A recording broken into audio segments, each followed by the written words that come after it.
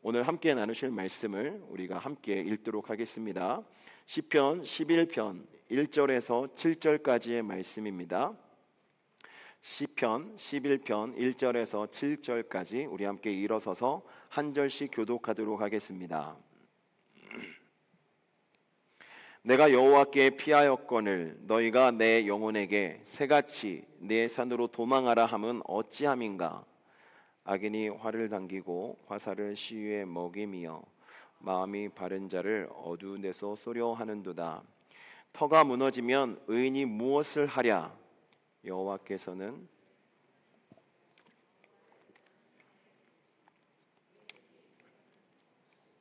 그의 안목이 그들을 감찰하시도다. 여호와는 의인을 감찰하시고 악인과 폭력을 좋아하는 자를 마음에 미워하시는도다. 악인에게 그물을 던지시리니 불과 유황과 태우는 바람이 그들의 잔의 소득이 되리로다. 함께 읽습니다. 여호와는 의로우사 의로운 일을 좋아하시나니 정직한 자는 그의 얼굴을 배우리로다. 아멘. 자리에 앉아주시기 바랍니다.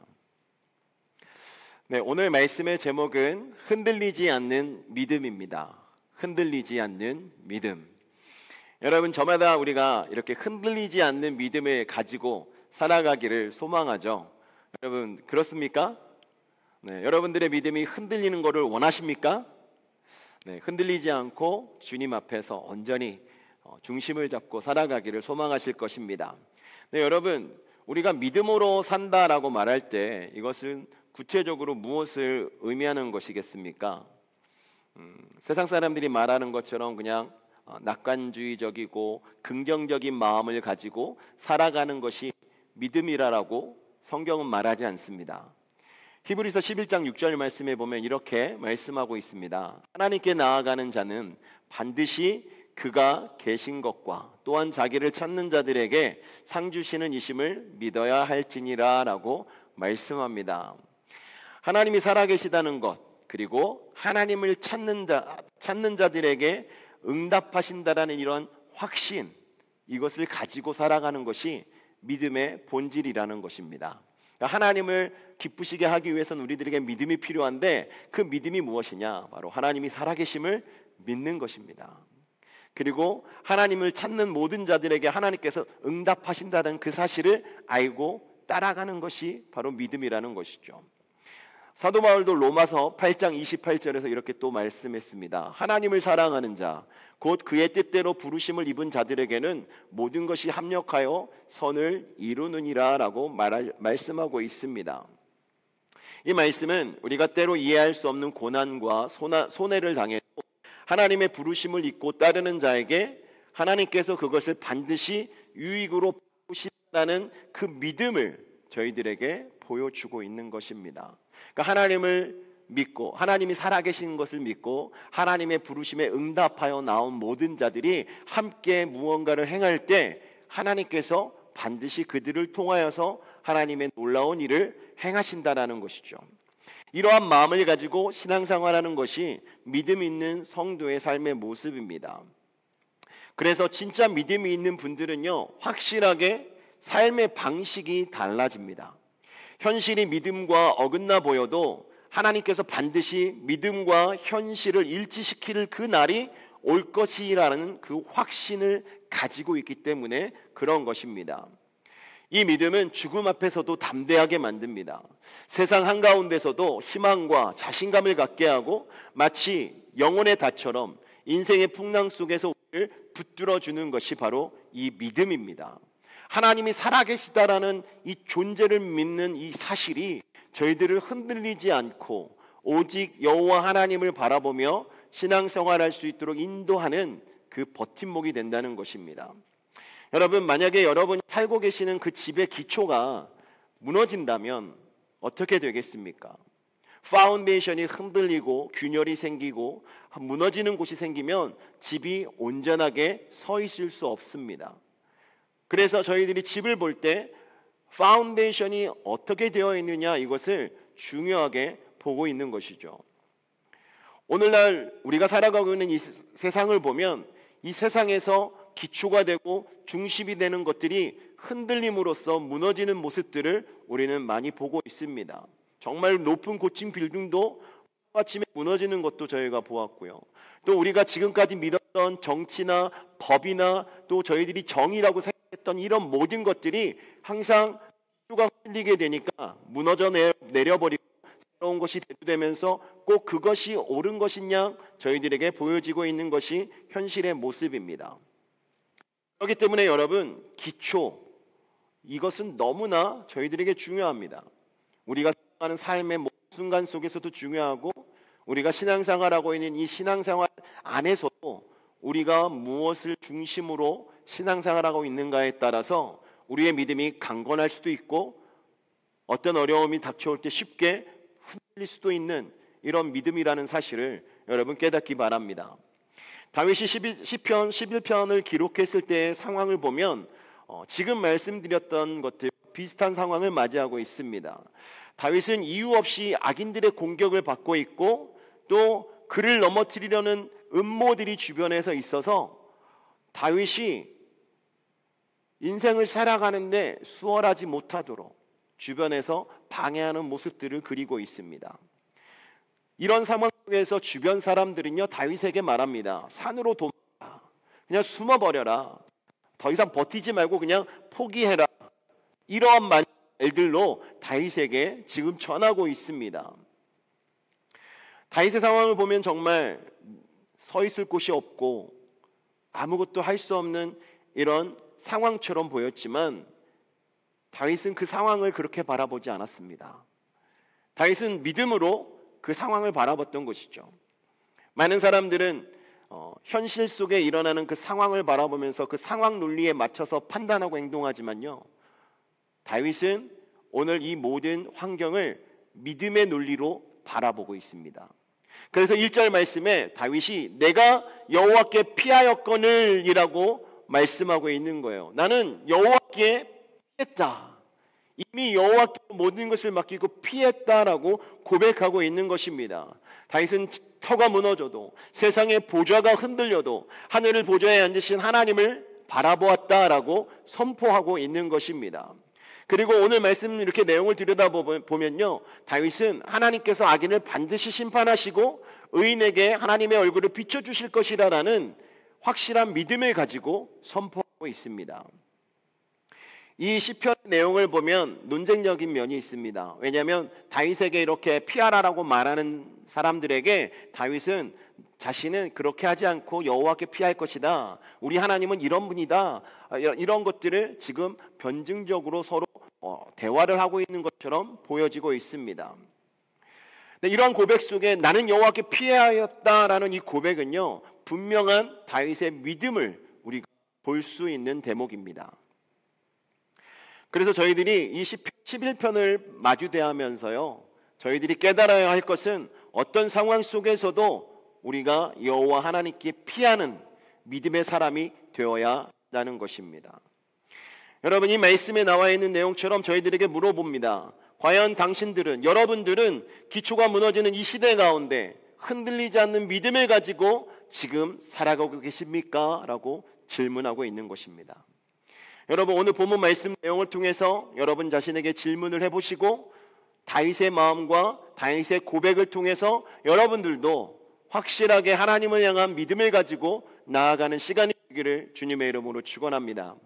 첫 번째로 오늘 말씀은요, 믿음을 흔드는 현실에 대해서 전하고 있습니다. 1절부터 3절까지 내용을 보시면 믿음을 가진 사람이 현실 속에서 마주할 수 있는 그러한 갈등들을 보여주고 있습니다. 2절의 내용을 보면 악인이 활을 당기고 화살을 시위에 먹이며 마음이 바른 자를 어두운 데서 쏘려 하는도다 라고 말하고 있습니다. 지금 이 시인이, 다윗이 겪고 있는 이 어려움은요, 그냥 단순한 오해로 인해서 생긴 말싸움이 아닙니다.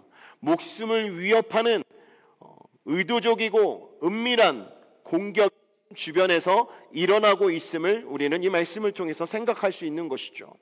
어두운 데서라는 이 표현은요, 음모와 기만을 의미하는 것입니다.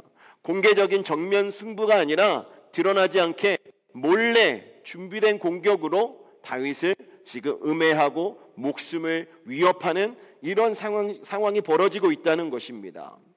이런 상황 속에서 다윗은 주변 사람들에게 조언을 듣게 됩니다. 1절에 보시면 새같이 내 산으로 도망하라 라고 말합니다. 그 당시 산은 보통 사람들에게 안전한 곳, 피난처로 여겨졌습니다.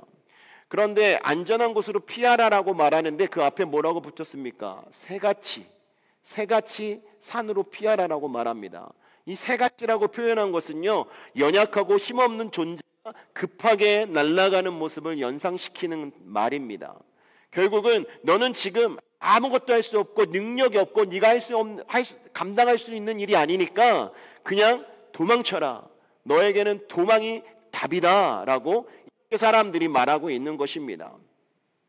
지금 일어나고 있는 불의를 바라보고 또 자신에게 닥쳐오고 있는 위협을 바라보면서 그것을 대항하여 싸우지 말고 그냥 안전한 곳으로 너의 목숨을 부지하기 위해서 도망가라라고 말하고 있는 것이죠.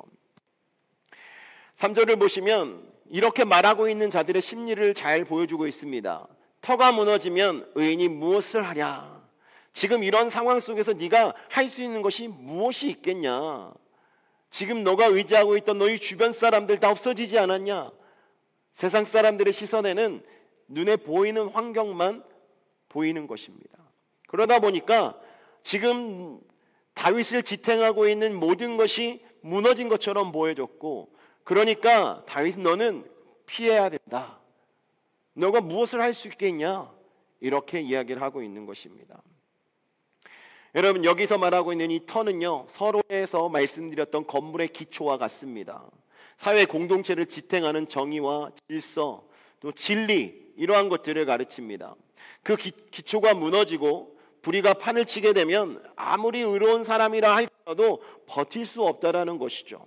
그래서 사람들은 절망의 소리를 다윗에게 하고 있는 것입니다. 혹시 여러분들에게도 이러한 절망의 소리가 들리고 있지는 않습니까? 세상이 이렇게 썩었는데 너 혼자 잘해봐야 무엇을 하겠니? 너 혼자 정직하게 살아봐야 손해보는 거야. 사람들이 보지도 않는데 뭐하러 그렇게 열심히 일을 하니? 그냥 적당히 해, 적당히. 그냥 타협하면서 사람들이 하는 대로 그 방향에 따라 휩쓸려서 살아가도 전혀 문제가 없어. 이러한 이야기들을 우리 주변에서 속삭이며 저희들을 흔들고 있습니다. 이런 말이 무서운 이유는요, 그것이 어느 정도 사실처럼 저희들에게 보여지기 때문에 그렇습니다. 정의가 무너진 세상에서는 의로운 사람이 손해를 보고 고통받는 경우가 너무나 많이 있습니다. 그렇기 때문에 믿음 없는 사람은 환경이 무너지면 마음도 함께 무너지는 것입니다. 오늘날 세상의 사람들 보면 얼마나 많은 정신적인 질병을 가지고 살아갑니까? 그러한 모든 것이 무너지는 이유는요, 믿음이 없어서, 의지할 곳이 없기 때문에, 주변에 자신이 의지했던, 바라보았던 것이 무너질 때 함께 무너질 수밖에 없는 것입니다. 또 하나님을 바라보지 않았다면 지금 이 순간에 분명히 무너졌을 것입니다. 하지만 다윗이 고백합니다. 1절 말씀에 내가 여호와께 피하였거늘 나는 그런 상황 속에서 오직 여호와 하나님께 피할 것이다. 나는 이미 피하였다라고 말하는 것입니다. 다윗이 지금 일어나고 있는 모든 현실을 부정하는 것이 아닙니다. 사람들이 자신을 죽이려고 하고 은밀하게 목숨을 해하려고 하는 이런 모든 계획들을 알고 있었고 안전하지 않다는 것을 분명히 알고 있었습니다. 환경을 바라볼 때는 정말 안전하지 못하고 자신이 어디론가 피해서 정말 목숨을 구걸해야 되는 상황인 것은 확실하지만 그럼에도 불구하고 다윗은 여호와 하나님께 모든 것을 맡기고 피했던 것입니다. 여러분, 믿음은 상황을 모르는 순진함이 아닙니다. 믿음은 상황을 다 알면서도 그 상황 위에 계시는 하나님을 더 신뢰하는 것이 믿음인 것입니다. 세상의 터가 무너져도 하나님의 보좌는 결코 무너지지 않습니다. 다윗은 이 사실을 붙들었고 이 사실이 위기 가운데서도 믿음을 지키는 힘이 되었던 것입니다. 그렇다면 두 번째로 믿음을 지켰던 그 이유에 대해서 말씀을 드리려고 합니다. 다윗은 과연 왜 그 믿음을 지키려고 했는가? 다윗 주변에서 일어났던 일들, 주변 사람들이 하는 말들, 이러한 모든 것들이 다윗에게는 사실 의미가 없었습니다. 왜냐하면 이미 여호와께 피하였고 하나님께 모든 것을 맡겼기 때문에 사람들이 뭐라고 얘기해도 그것이 다윗의 마음을 흔들지 못했던 것입니다. 과연 다윗은 어떠한 믿음을 가지고 있었기 때문에 이런 상황 속에서도 흔들리지 않았겠습니까? 오늘 본문은 말합니다. 첫 번째로 하나님은 하늘 보좌에 앉아 계신다라는 고백이에요. 4절 말씀에서 여호와께서는 그의 성전에 계시고 여호와의 보좌는 하늘에 있으며 라고 다윗이 선포하며 고백하고 있는 것입니다.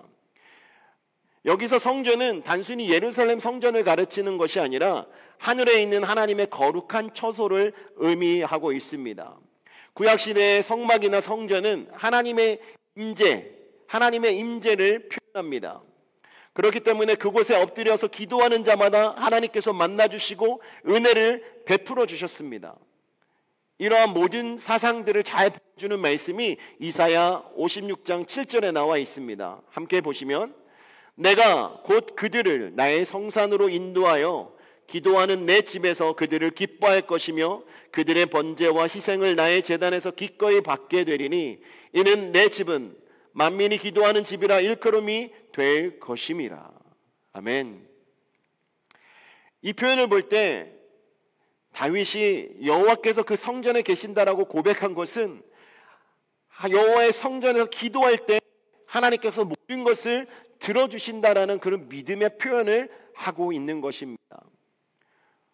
오늘 그리스도를 믿는 모든 성도들은 우리의 몸을 성전 삼고 성령님이 우리 안에 거하셔서 임재하신다라고 우리가 표현을 하고 있습니다.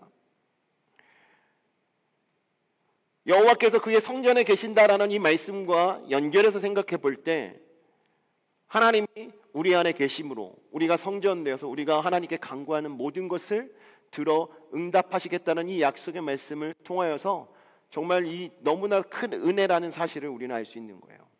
성령이 우리 안에 거하심으로 우리가 거룩한 성전이 되고 하나님이 우리와 함께 하시기 때문에 우리가 그 하나님 앞에 믿음으로 구하면 모든 것이 다 응답된다는 사실입니다.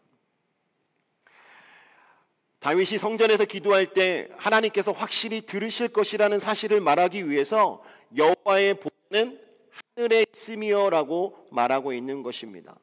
그러니까 여호와의 보좌가 하늘에 있다라는 말은 여호와 하나님께서 온 우주를 통치하시고 다스리신다라는 것을 가르쳐 주는 것입니다. 모든 것 위에 뛰어나신 주님, 모든 것의 주권자 되신 여호와 하나님을 강조하면서 이야기하고요. 그래서 그 앞에 말했던 여호와께서 성전에 계신다라는 이 표현을 통하여서 모든 것을 다스리시고 통치하시고 인도하시는 그 하나님께서 우리와 함께 하시고 우리가 간구하는 모든 것을 들어 응답하신 분이다라는 것을 다윗은 믿음으로 고백하고 있는 것입니다. 사랑하는 성도 여러분, 하나님께서는 언제나 우리와 함께 하시는 줄 믿으시기 바랍니다. 우리 안에 거하시며 우리와 교제하시기를 원하는 분이 바로 우리 하나님이십니다. 그리고 하나님은 우리를 통치하시고 다스리시면서 언제나 우리를 인도하고 계시는 분이십니다. 그렇기 때문에 그 하나님을 우리가 믿음으로 살아간다면 다윗과 같은 어려운 상황을 만난다 할지라도 우리가 기꺼이 여호와 하나님께로 피하는 성도가 되는 것입니다. 4절 말씀에 보면 그 눈이 인생을 통촉하시고 그 안목이 그들을 감찰하시도다라고 말씀합니다. 여기서 안목이라는 말은요, 히브리 성경에서 눈꺼풀이라는 뜻을 가지고 있습니다. 이것은 우리가 어떤 미세한 부분을 자세히 바라볼 때 눈을 이렇게 실눈 뜨듯이 바라보면서 자세히 보려고 하는 거 있지 않습니까? 그러한 것을 표현하고 있는 거예요. 하나님이 저희들을 바라볼 때 아주 자세하게 살펴보시고 저희들을 바라보신다는 겁니다. 이렇게 우리를 자세히 살피시는 하나님께서 하늘 보좌에 앉아 계시고 저희와 함께 하시기 때문에 그 하나님께서 우리의 기도를 들어 응답하신다라는 이 고백이 지금 하나님은 하늘 보좌에 앉아 계신다라는 이 고백 가운데 담겨 있는 것입니다. 사랑하는 성도 여러분, 여러분들도 다윗과 같이 하나님께서 하늘 보좌에 앉아 계시다라는 고백을 드리는 성도가 되기를 주님의 이름으로 축원합니다. 하나님께서 저희들을 바라보시고 하늘 보좌에서 저희들을 감찰하시는 분임을 믿고 나아갈 때 어떤 순간에도 우리가 흔들리지 않고 하나님을 바라보며 살아가는 성도가 될 줄 믿습니다. 두 번째로 다윗은 고백합니다. 하나님은 인생을 세밀하게 감찰하시고 의인을 연단하신다는 거예요. 5절 말씀에 보면 여호와는 의인을 감찰하시고 악인과 폭력을 좋아하는 자를 마음에 미워하시도다 라고 말씀합니다. 여호와께서는 의인의 고통을 통해서 연단하시지만 악인과 폭력을 좋아하는 사람을 미워하시는 분임을 다윗은 알고 있었던 것입니다. 히브리서 11장 6절에서 말씀하는 것처럼 하나님은 분명히 계십니다. 그리고 하나님을 찾는 자들에게 상을 주시는 분입니다. 그렇기 때문에 하나님은 단순히 우리를 그냥 지켜보시는 분이 아니라 우리를 조금 전에 말씀드렸던 것처럼 눈꺼풀로 이렇게 실눈 뜨듯이 저희들을 집중하여 바라보시고 세밀하게 관찰하여 보시는 분이라는 겁니다. 그렇기 때문에 그 하나님이 우리의 마음과 중심을 살피시면서 우리가 의의 길을 걸어가는지 악의 길을 걸어가는지 분명하게 지켜보고 계신다는 거예요. 그래서 더 나아가서 다윗이 고백하는 것처럼 하나님은 의인을 감찰하시고 의인을 사랑으로 대하시지만 악인들에게는 또 그들을 미워하신다라는 이 고백을 통해서 우리가 이 세상 속에서 어떻게 살아가야 할지를 생각하게 만드는 것입니다. 여기서 의인을 감찰하신다 해서 이 감찰이라는 단어는요 히브리어로 바한이라고 말합니다. 이때 이 뜻은 어떤 대상을 면밀히 살펴보고 그 특성이나 가치를 평가하는 행위를 감찰이라고 표현합니다. 그런데 이 다른 내용이 포함되어 있는데요, 그 내용에는 연단한다, 시험한다 라는 뜻도 포함되어 있습니다. 그래서 여호와 하나님께서 의인이 잠깐 고통을 당하게 하시는 이 연단의 통로가 되기도 하시지만 하나님께서 악인들과 이 강포를 좋아하는 자를 미워하신다라고 다윗이 저희들에게 고백하고 있는 거예요. 그래서 우리가 믿음이 더 깊어지고 굳건해지도록 하나님께서 저희들에게 시련을 허락하신다라는 것을 우리가 믿기를 원합니다. 우리가 이 믿음으로 살아갈 때 현실 속에서 겪는 현실과 믿음 사이에서 겪는 이런 괴리감들을 극복할 수 있고 하나님과 더 깊은 교제를 우리가 나누면서 신앙생활할 수 있게 되는 것입니다. 여러분들이 당하는 그 고통이 하나님께서 주시는 연단이라는 것을 여러분들이 믿으신다면 그 과정을 통해서 여러분들이 더욱더 빛나게 단련되고 하나님께서 기뻐하시는 하나님의 사람으로 변화될 것을 믿고 믿음으로 서기를 바랍니다. 다윗은 그에게 있는 고통을 하나님께서 자신에게 주시는 연단으로 바라보았습니다. 그래서 그러한 상황 속에서 더욱 하나님을 의지할 수 있었던 것이고 하나님을 찬양했던 것입니다. 그리고 하나님께서 악인을 미워하신다는 이 사실을 믿었기 때문에 지금은 악인들이 번성하는 것 같고 번영하는 것 같지만 나중에 어떻게 될 것이라는 그 결과를 알고 있었기 때문에 다윗은 두려워하지 않았고 조급하지 않았고 그 세상을 바라보지 않고 하나님을 바라보며 살아가는 자가 되었던 것입니다. 그리고 다윗이 가졌던 믿음 그 세 번째 이유는요, 하나님은 악인을 심판하시고 의인을 보상하신다는 겁니다. 다윗은 하나님께서 악인을 심판하시고 의인을 보상하실 것이라는 것을 6절에서 7절에서 말합니다. 악인에게 그물을 내려치시리니 불과 유황과 태우는 바람이 이 잔의 소득이 되리로다 라고 말합니다. 여기 악인을 대하시는 하나님의 모습을 아주 강하게 표현합니다. 불과 유황과 그것을 태우는 바람이라고 이렇게 표현하고 있습니다. 이것은 소돔과 고모라의 그 심판을 연상시키는 모습인 것이죠. 악인이 행한 모든 것에 대한 정당한 대가를 하나님께서 치르게 하신다는 것입니다. 저희 잔의 소득이라는 것은 결국 그들이 마셔야 할 잔, 그들이 가져야 될 운명이라는 것입니다. 이 말씀 내용을 통해서 보면 악인의 결국은 행복하지가 않습니다. 반대로 7절은 의인에게 주어질 복을 말하는데요, 정직한 자는 그 얼굴을 배우리로다라고 말합니다. 얼굴을 본다는 것은 그냥 이렇게 얼굴만 바라보는 것, 시각적으로만 보는 것을 말하는 것이 아니고요, 하나님의 임재와 은혜를 누리는 친밀한 교제 가운데 들어감을 말하는 것입니다. 악인의 끝은 심판이지만 의인의 끝은 하나님의 얼굴을 뵙는 영광입니다.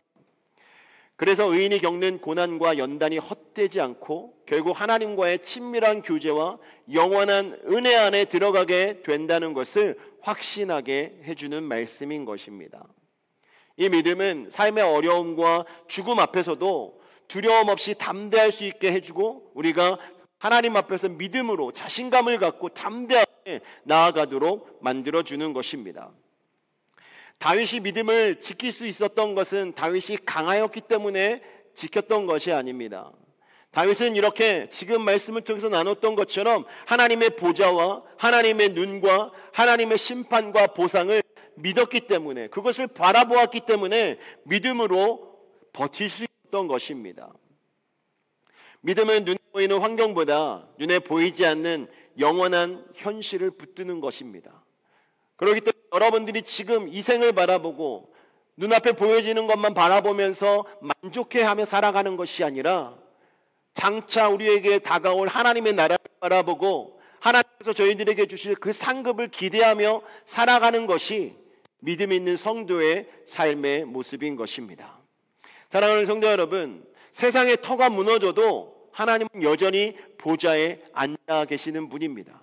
하나님의 그 영원한 통치 가운데 여러분들이 살아가기를 믿으시고, 여러분 주변에 악인들이 있고 여러분들을 불편하게 하고 여러분들을 사망의 음침한 길로 이끌어가려고 하는 악인들의 계략들이 있다 할지라도 여러분들을 감찰하시고 여러분들을 인도하시는 그 하나님 아버지 앞에 모든 것을 맡기고 하나님께 피하는 저와 여러분 되시기를 주님의 이름으로 축원합니다.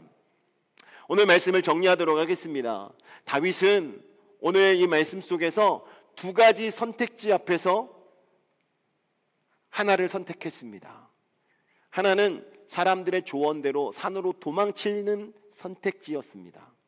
그리고 또 다른 하나는 여호와께 피해서 믿음을 지키는 선택지였습니다. 다윗은 하나님께로 피하는 것을 선택했습니다. 여러분들은 다윗과 같은 상황을 만났을 때 무엇을 선택하시겠습니까? 세상 사람들의 말을 쫓아 이것이 좋다, 이것이 맞다, 이쪽 방향으로 가야 된다, 이럴 땐 이렇게 해야 된다라는 말을 듣고 따라가시겠습니까? 아니면 모든 것을 다 하나님 앞에 내려놓고 하나님께 피하심으로 하나님께 맡기고 하나님의 인도하심 속에 거하시겠습니까? 다윗이 내가 여호와께 피하였거늘이라고 고백하는 이 고백처럼 여러분들도 나는 여호와 하나님께 피하겠습니다라는 고백을 드리는 믿음의 성도가 되기를 주님의 이름으로 축원합니다. 하나님의 보좌는 결코 흔들리지 않습니다. 그 하나님께서 이 땅을 바라보시고 우리를 감찰해 주시면서 우리를 안전한 곳으로 쉴만한 물가로 푸른 초장으로 인도하여 주실 줄을 믿고 믿음으로 하나님 앞에 맡기고 살아가는 저와 여러분 되시기를 주님의 이름으로 축원합니다. 이 시간 함께 기도하실 때 하나님, 저희들의 삶을 돌아보면 정말 저희들의 믿음을 흔드는 일들이 너무나 많이 있습니다. 여러분, 하나님, 이런 상황 속에서도 저희가 흔들리지 않는 믿음으로 하나님을 바라볼 수 있도록 다윗과 같이 하나님을 향하여 우리의 마음을 고백하게 하여 주시고 하늘 보좌에서 저희들을 내려다보시는 그 하나님을 신뢰하며 하나님의 인도 속에 믿음의 고백을 드리고 믿음의 결단을 하며 살아가는 성도가 되도록 인도해 달라고 이 시간 우리 함께 기도하시겠습니다.